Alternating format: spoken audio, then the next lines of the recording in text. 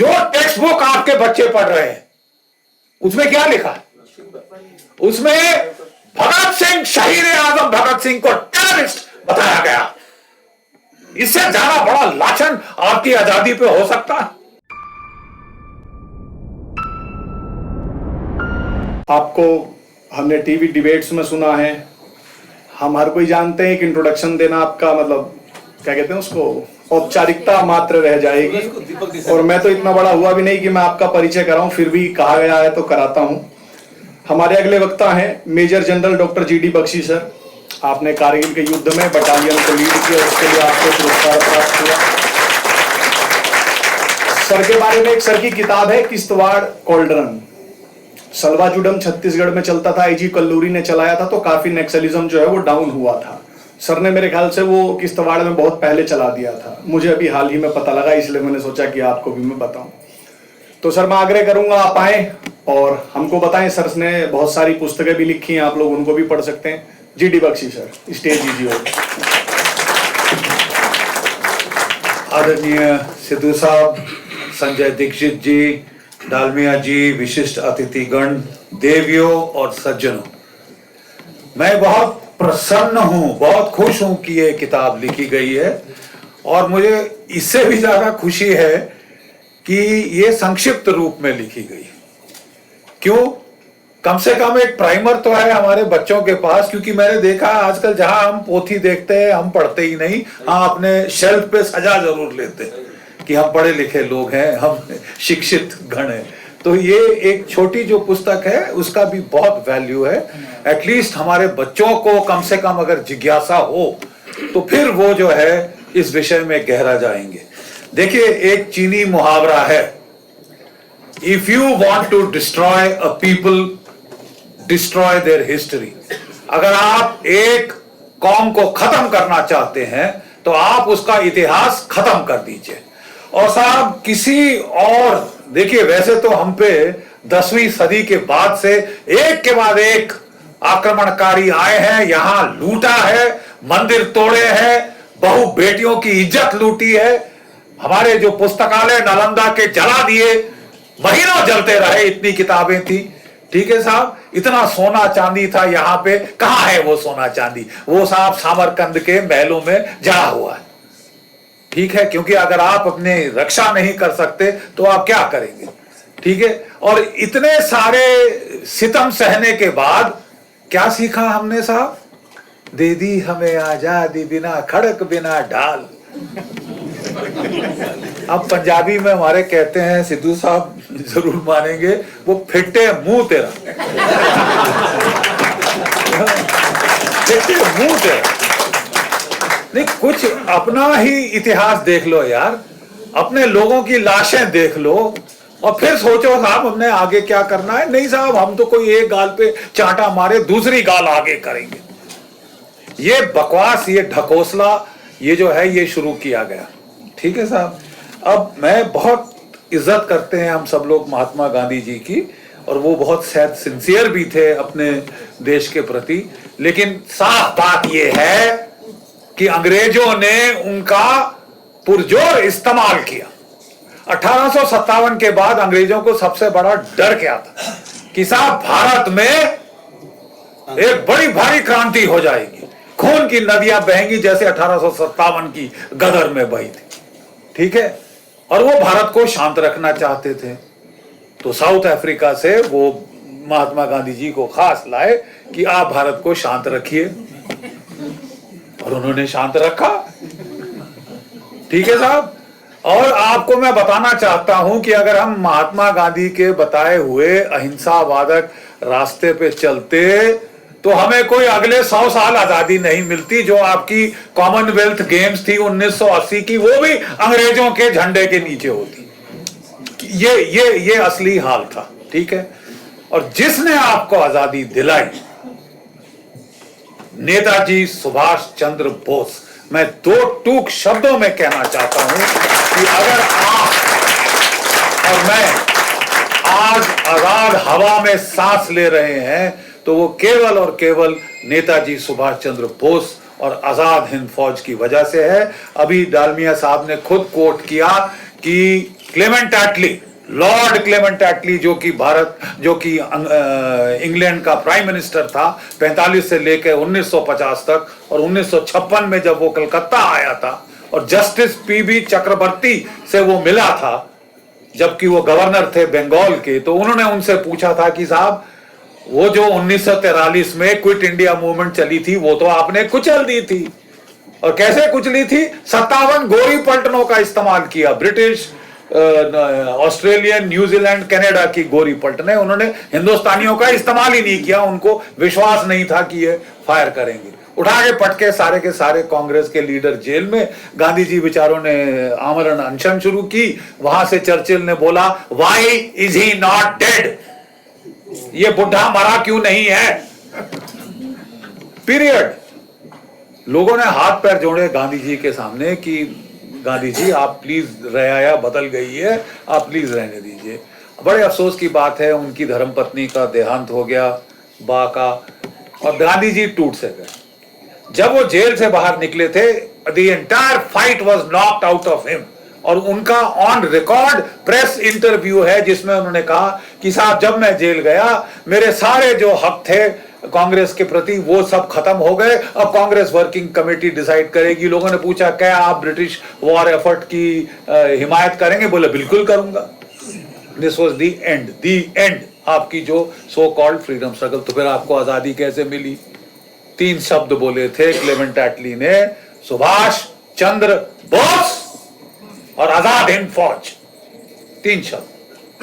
कि साहब, वो अगर इम्फाल कोहिमा की लड़ाई हार गए तो कोई बात नहीं, वो आजादी की जंग जीत गए, क्योंकि जो हमारी 25 लाख की ब्रिटिश इंडियन आर्मी थी, जो कि जर्मनों को परास्त कर चुकी थी, जापानियों को परास्त कर चुकी थी, इटालियंस को धूल चटा चुकी थी, उसमें विद्रोह की आग पनपनी शुरू हो गई थी।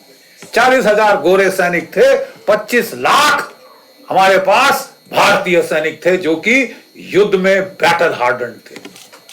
और 1857 की गदर में उनके पास केवल नायक और हवलदार ही थे। लेकिन इस बार जो ब्रिटिश इंडियन आर्मी के इंडियन ऑफिसर्स थे, उनमें सबसे सीनियर थे करियप्पा, जो ब्रिगेडियर की रैंक पहुंच चुके थे, कि मतलब नेतृत्व की कमी भी नहीं थी। और हमको साफ पटकथा दिख गई कि साहब होने क्या वाला है, तो हमने इसी में यही ठीक समझा कि तशरीफ का टोकरा उठाए, और इसके पहले कि हमें उखाड़ कर फेंका जाए, धक्के मार कर निकाला जाए, हम खुद चले जाएं तो साहब ठीक है। लेकिन जस्टिस चक्रवर्ती तो साहब, अब वो जो जस्टिस न्याय में बड़ा पैना दिमाग उनका, तो उन्होंने बोला, दूसरा सवाल पूछा, what then was Mahatma Gandhi's role in India becoming free. और जैसे उन्होंने बताया है, MINI कहते हैं, एग्जैक्ट वर्ड्स हैं कि Clement Attlee's face twisted into a sarcastic smile, कि एक व्यंग्यपूर्ण मुस्कान क्लेमेंट एटली के मुंह पे आई, और जब उन्होंने स्पेल आउट किया MINIMAL, मिनिमल, ये हमने कहानी सुनी हुई है। हमको वामपंथी इतिहासकार बोलते हैं, बख्शी साहब, ये तो tertiary, second hand, third hand information है कि जस्टिस चक्रवर्ती ने मजूमदार को बताया, मजूमदार ने अपनी किताब लिखी, बोरा ने उसके ऊपर पेपर लिखा, ये तो सेकंड थर्ड हैंड इंफॉर्मेशन है। तो साहब, ये जो देश जो सत्यमेव जयते, और हमारी सभ्यता कहती है सत्येन तितिष्ठाय जगत, इस जगत का आधार सत्य है। तो हम झूठ और फरेब पे अपना इतिहास 75 साल क्यों हमने ये गाड़ के रखा है? ये बहुत अच्छी बात है कि हमारे नेतागण कह रहे हैं कि हाँ साहब, किताबें लिखिए। अरे साहब, जो हमारे बच्चों को आप इतिहास पढ़ा रहे हैं, उसको कौन बदली करेगा? जो टेक्स्ट बुक आपके बच्चे पढ़ रहे हैं, उसमें क्या लिखा है? उसमें भगत सिंह, शहीद आजम भगत सिंह को टेररिस्ट बताया गया। इससे ज्यादा बड़ा लाछन आपकी आजादी पे हो सकता है? It is been continuing. You see, बात यह है, I don't blame my IAS colleagues. अभी संजय दीक्षित जी ने बहुत इंसाइटफुल बात कही थी कि आर यू इन चार्ज? इसी ये देखिए, बहुत मैं दाद देता हूं, आईएएस के हैं, मैं दाद देता हूं। वो मेरे कई आईएएस के दोस्त कहते हैं साहब मकान मालिक तो हम हैं, ये तो किराएदार हैं। Is it a fact? मकान मालिक तो हम हैं साहब, ये तो किराएदार। ठीक है। और कितनी बार मैं जाके मिनिस्टरों के पास गया हूं, मैंने कितनी किताबें लिख दी हैं। 45 किताबें तो हो गई हैं साहब, अब उंगलियां थक रही हैं, लेकिन थकूंगा नहीं। वो बोले रिटायर्ड बट नॉट टायर्ड। हम भी लिखते रहेंगे साहब, और संजय दीक्षित साहब के सौजन्य से हम ये नैरेटिव बदली करके छोड़ेंगे, इसमें कोई डाउट नहीं है। लेकिन फैक्ट ये है साहब कि जो मेरे आईएएस के कोलीग्स हैं, उनको उनमें से कई बहुत सिंसियर हैं। वो बोले बख्शी साहब, जब मैंने आईएएस का इम्तिहान पास किया तो मैंने रोमिल्ला थापड़ पढ़ी, मैंने बिपिन चंद्रा पढ़ा, मैंने इम्तिहान पास किया। आप मुझे बताएं कि हर सरकार बदली होगी, हर सरकार आएगी बदली होगी, तो क्या हम इतिहास बदली कर देंगे? साहब मेरा सिर्फ ये कहना है, मैं कोई नहीं कह रहा कि आप भगवाकरण करो इतिहास का। मैं कह रहा हूं साहब, इस नाचीज ने भी रिटायरमेंट के बाद पढ़ने का शौक था तो पीएचडी कर ली, तो रिसर्च मेथोडोलॉजी मुझे ना कोई सिखाए। ठीक है साहब, मैं सिर्फ कह रहा हूं कि आप अपनी इतिहास की किताबें सत्य के आधार पे तो लाइए। Get them on the basis of what is the truth. I mean that's all that we are asking. और कोई मैं बदली करने की कोशिश, मैं आपको बात नहीं कह रहा। देखिए साहब, इतिहास में हमको दो चीजों को चेंज करने की जरूरत है। एक है हमारी एंशिएंट हिस्ट्री, हम कौन हैं, हमारा वजूद क्या है। अगर हम आर्यंस हैं तो आर वी एलियंस और are we indigenous? That is the basic question. और ये अंग्रेजों ने, यहां इतिहासकारों ने इसको तोड़ा मरोड़ा। क्यों? Because they had an agenda. Agenda बड़ा सिंपल था, भाई हम विदेशी हैं, तो लोग कह रहे थे आप विदेशी हो, आपको क्या हक है भारत पे राज करने का? तो उनका जवाब बड़ा सीधा था, तुम भी तो विदेशी हो। अरे चोर चोर मुसेरे भाई, हम भी बाहर से आए, तुम भी तो बाहर से आए हो। सेंट्रल एशिया के धक्के खाए हुए हो, या एनाटोलिया टर्की से आए हो, या रूस से आए हो, कहां से आए हो नहीं मालूम, लेकिन तुम भी बाहर के हो। तो साहब मैं आपको कह रहा हूं, और फिर हमारे एक मैक्स मुलर साहब आ गए, उन्होंने एक फतवा जारी किया कि भाई जो वेद थे, हमारे जो वेद हैं, उनकी रचना 1200 बीसी में हुई। बड़ी इंटरेस्टिंग चीज है साहब कि वो इस नतीजे पे कैसे पहुंचे। जैसे वो बोलते हैं ना, back of the envelope calculation, यानी एक फटा हुआ लिफाफा आपको मिल गया, आपने पेन पकड़ा, अपना सिर खुजाया और बोला 600 BCE, 600 ईस्वी पूर्व बौद्धिक लिटरेचर। चलो साहब 200 साल लगा दो, 200 साल, 200 साल उपनिषद, 200 साल अरण्यक और 200 साल वेद। 600 साल हो गए, 600 600 1200, वेद 1200 में लिखे गए। वाह!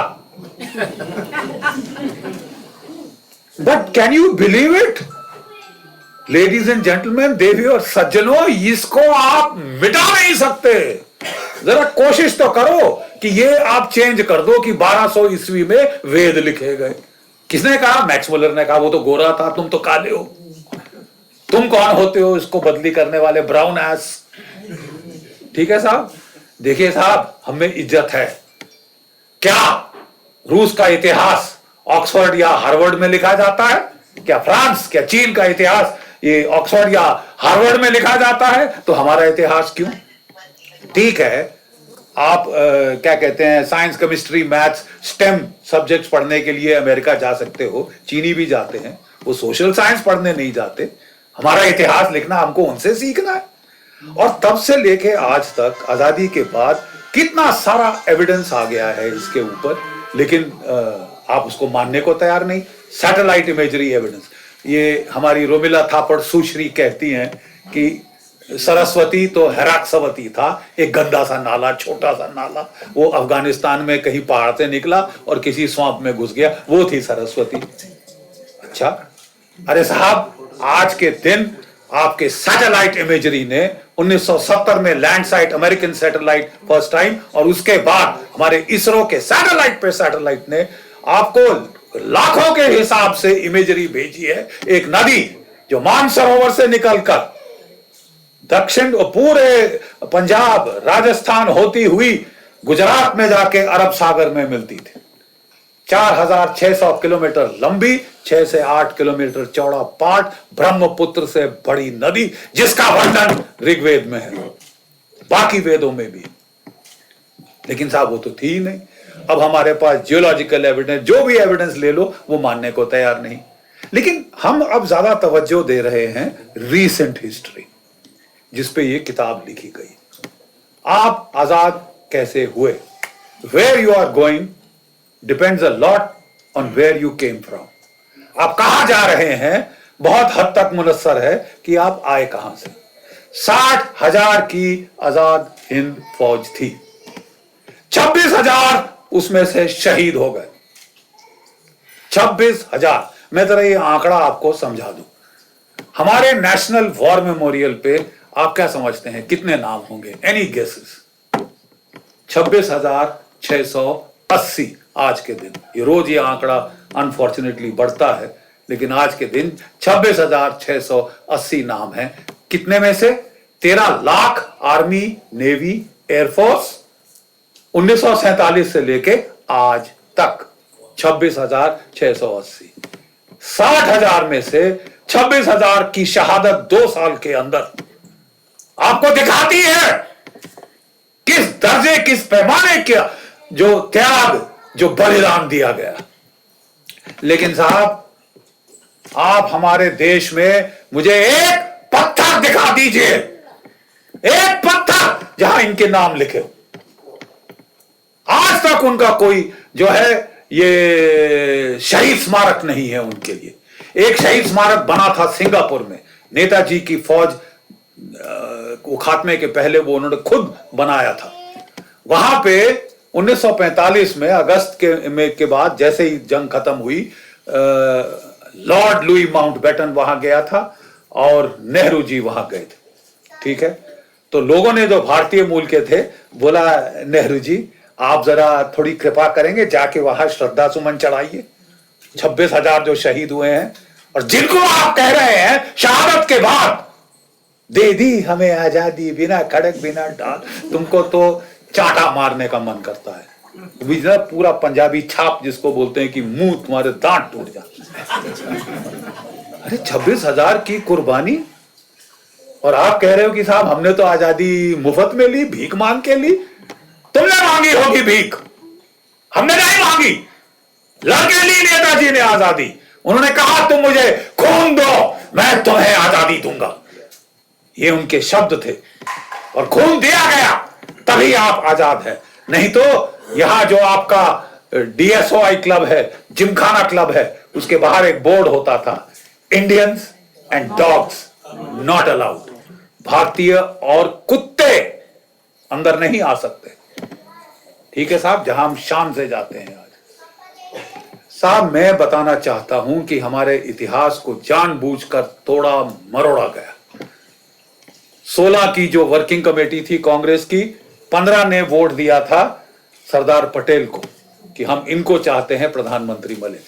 अंग्रेजों ने दबाव डाला गांधी जी के ऊपर कि आप इसको बनाएंगे, ये तो एक तकरीबन हमारे जैसा अंग्रेज है। और क्योंकि इसने कहा है कि अगर सुभाष बोस जापानी फौजों के साथ आता है तो मैं तलवार लेके उससे लड़ने जाऊंगा। चलिए, तलवार की बात तो करी आपने, उठाई, जब देखते हम कब उठाते, लेकिन बात तो करी। देखिए साहब, ये नाटक किया गया क्योंकि ये अंग्रेजों को सूट करता था। वो दिखाना चाहते थे कि साहब हम तो बड़े उदार हैं, कितने लिबरल हैं साहब। हमने, इन्होंने भीख मांगी, ये रोए, इन्होंने खाना नहीं खाया साहब, और रो रो के हमारी आंखें सूज गई। हमने आपको जो है आजादी दे दी, आपकी झोली में आजादी डाल दी, जैसे कि कोई भिखारी को भीख डालता है। ये बिल्कुल सरासर बकवास है। और मैं आपको बताना चाहता हूं कि बियॉन्ड इमोशन हमने एक टीम भेजी थी लंदन में। वहां पे ट्रांसफर ऑफ पावर आर्काइव्स हैं। And Sanjay, I would like to share this with you very specifically. The transfer of power archives in London were declassified in 1977 before Bipin Chandra had written that 680 page की किताब India freedom struggle, जो कि Bible है IAS के इम्तिहान के लिए। ठीक है, तो मैं कहना चाहता हूं साहब कि उसमें उसने कितने पन्ने दिए हैं नेताजी और आजाद हिंद फौज को? 650 पन्ने में से 1.5, यानी 2 पूरे पन्ने नहीं दिए हैं, 1.5 दिए हैं। This is distortion of history. तो हमने भेजे to the transfer of power archives, वो आ गई हैं हमारे पास पूरी की पूरी। और जो मैंने फिर किताब लिखी नेहरू और बोस और Gandhi, who made India free, मैंने उसमें साइट नहीं किया। नॉर्मली हम साइटेशन देते हैं अपनी रिसर्च की कि साहब ये है, अंग्रेज क्या कहते हैं वो क्यों गए। बड़ी अजीब बात है, अंग्रेज क्या कहते हैं वो क्यों गए, वो साइटेशन दी जाती है। मैंने फोटोकॉपी करके ओरिजिनल दस्तावेज उस किताब में लगा दिए, जिसकी आंखें हैं वो खुद पढ़ ले। नहीं तुम तो कहानी मन गरंद बनाते हो कि बापू, चाचू या दादू या किसने आजादी दे दी। ठीक है साहब, लेकिन अंग्रेज क्या कहते हैं कि हम क्यों भागे, हम क्यों आए, जरा आंखें हैं तो पढ़ लीजिए। और मैं सिर्फ उसमें बताना चाहता हूं, field marshal Auchinleck, commander in chief British Indian army, 1945 नवंबर दिसंबर, जबकि ट्रायल हुई थी लाल किले में, धिल्लन सहगल शाह नवाज, लाल किले से आई आवाज, धिल्लन सहगल शाह नवाज, 3 आईएनए के अफसरों को ट्रायल पे डाला गया था। अंग्रेज फांसी चढ़ाना चाहते थे, पूरे भारत में आग लग गई थी। कलकत्ता, दिल्ली, लाहौर, कराची की गलियों में लोग, लाखों की भीड़ उमड़ कर आ पड़ी थी। पुलिस ने फायर किया तो रुकी नहीं। और उस वक्त अंग्रेजों की ठंडे पसीने छूट रहे थे। फील्ड मार्शल ऑकिनले को कहा गया कि आप एक मिलिट्री एप्रिसिएशन लिखिए कि क्या होने वाला है और हम क्या कर सकते हैं। तो उसने उसमें लिखा कि मेरा अंदेशा है कि पहला विद्रोह होगा फरवरी मार्च 1946 में, और जो बड़ा विद्रोह है वो जून 1946 में होगा। मेरे पास 40,000 गोरे सैनिक हैं, उस तरफ 25 लाख भारतीय सैनिक हैं, कॉम्बैट हार्डन। अगर वो पत्थर भी मारें तो हम ठहर नहीं सकते। मेरा सरकार को सुझाव है कि हम चुपचाप से अनाउंस करें कि हम फ्रीडम देने वाले हैं, नहीं तो मैं स्थिति संभाल नहीं सकता। ये गई report to field marshal Wavell, field marshal viscount Wavell, viceroy of India. उसने वही हूबहू report I 100% agree with field marshal Auchinleck करके लंदन भेजी कि आप अनाउंस करिए कि हम भारत छोड़ के जा रहे हैं, नहीं तो हम नहीं टिक सकते। 18 महीने हैं हमारे पास, ये लिखित में है साहब, ब्लैक एंड व्हाइट में। ठीक है, और वो बोले कि साहब जो हमारे सैनिक छोड़े जा रहे हैं आजाद हिंद फौज के, जब वो जाते हैं उनके लिए जलसे हो रहे हैं, उनको रिसेप्शन दी जा रही है और हमारे जवान वर्दी में अटेंड कर रहे हैं। साहब ये बम फटने वाला। वहां से वेरी इंटरेस्टिंग, वहां से chief of the imperial general staff वहां से आया कि महाराज अधिराज कहते हैं कि क्या have you lost your nerve, have you lost your nerve general, field marshal rather. तो कहते हैं वेवल ने, उसमें चिट्ठी है, उसने गुस्से में लिखा, if his majesty thinks that I have lost my nerve, it is your duty to replace me this instant. अगर महाराजा धीराज समझते हैं कि मेरी पतलून ढीली हो गई है, आई हैव लॉस्ट माय नर्व, आपका फर्ज है कि आप इसी वक्त मुझे मेरी नौकरी से हटाएं। लेकिन you ignore my advice at your own peril. लेकिन मेरा परामर्श को आप, if you are trying to sideline it or ignore it, you do so at your own peril. ये है साहब एक अंग्रेज वाइकाउंट फील्ड मार्शल वेवल के लिखित चिट्ठी उसके अंदर। ठीक है साहब, और इसके चलते पहले तो वहां पे imperial general staff headquarters London में, अरे ये बुड्ढे, ये सिपाही जनरल्स हैं दोनों, ऑकिनले और they were called सिपाही generals, you know, that served all their life in the British Indian Army. So ये बुड्ढे, ये सटे आ गए हैं, खूसट, ये वो काफी गाली गलौज उनको बोले गए। 18 फरवरी 1946 क्या हुआ, कितनों को पता है? There was a revolt in the Royal Indian Navy. Out of 80 ships 79 ships पे विद्रोह हो गया। उन्होंने यूनियन जैक को उतारा, तिरंगा झंडा फहराया और अपने अंग्रेज अफसरों को उठा के पानी में फेंका और मुंबई और कराची की गलियों में नेताजी की तस्वीरें लेके जय हिंद के नारे लगाते हुए गए। थर्रा गए अंग्रेज, क्योंकि अभी तक तो वो थ्योरी थी ना, जब हो जाएगा होगा। थर्रा गए अंग्रेज।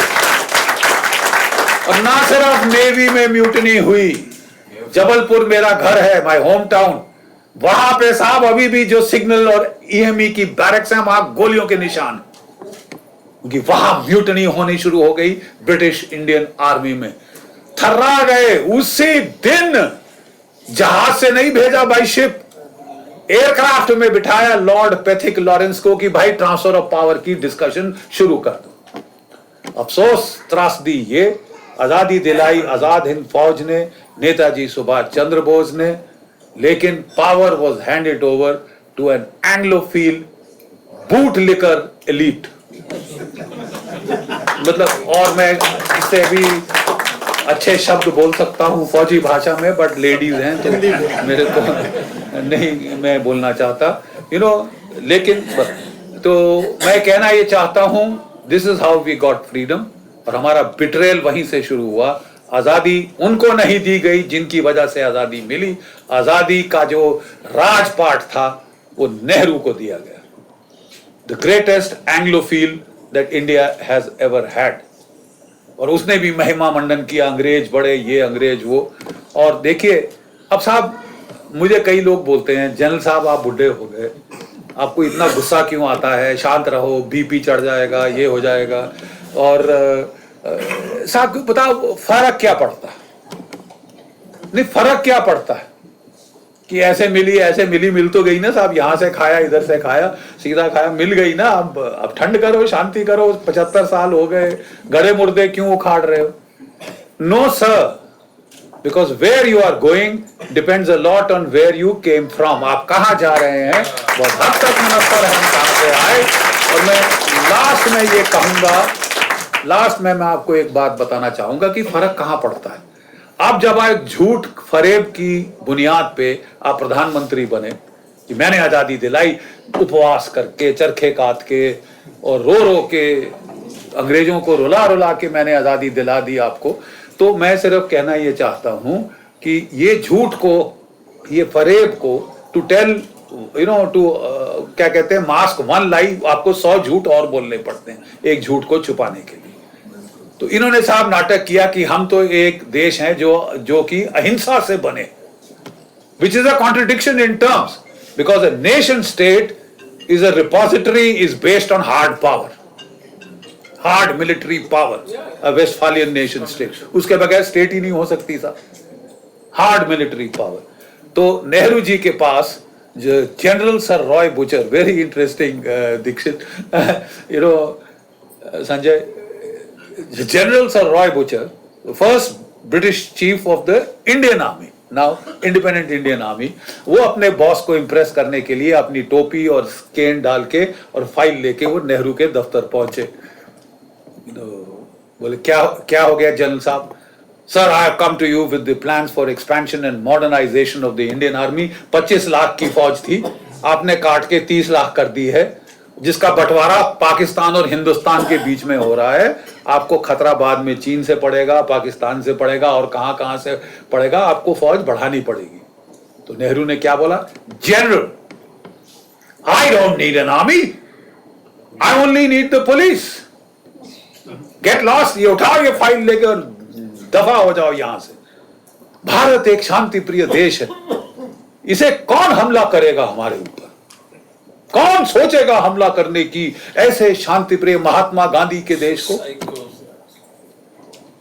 साहब, जब वो कहते हैं, जनरल सर रॉय बुचर जब उसके कमरे से बाहर निकला नेहरू के, तो उसके चेहरे की जैसे हवाई उड़ गई थी।